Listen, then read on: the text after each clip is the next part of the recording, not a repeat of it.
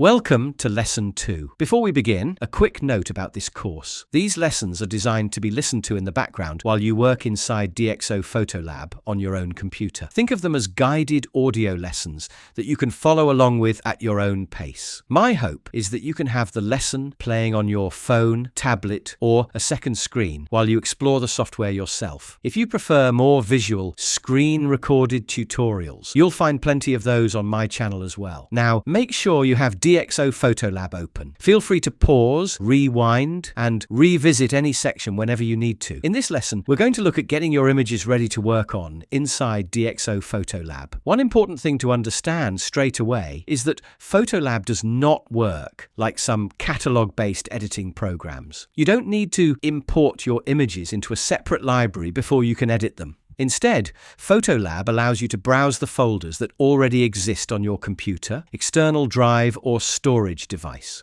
So before opening images in PhotoLab, make sure your photographs are already copied from your memory card onto your computer or external hard drive. I'd recommend creating a simple folder structure first. For example, you might organize your images by year, location, client, project, or shoot date. Once your images are safely stored, go to the PhotoLibrary tab inside DxO PhotoLab. On the left-hand side, you'll see the source browser. This is where you navigate through your drives and folders. Think of it a little like Finder on a Mac or File Explorer on Windows. You are simply browsing to the folder where your images are already stored. When you click on a folder that contains supported image files, the photographs should appear in the image browser or film strip area. From there, you can select an image and begin working on it. This is why I prefer to think of this stage as locating and organizing your images rather than importing them in the traditional sense. If you don't see your images straight away, check that you are looking in the correct folder and that the files have already been copied from your memory card. PhotoLab can only show you files that are accessible from the location you are browsing. Once you can see your images, take a moment to click through them. You don't need to edit anything yet. The aim of this lesson is simply to understand how PhotoLab finds your photographs and how you move from folder browsing into image selection. A simple workflow would be this. Copy your images to a clearly named folder. Open DxO PhotoLab. Go to PhotoLibrary. Use the source browser to find that folder.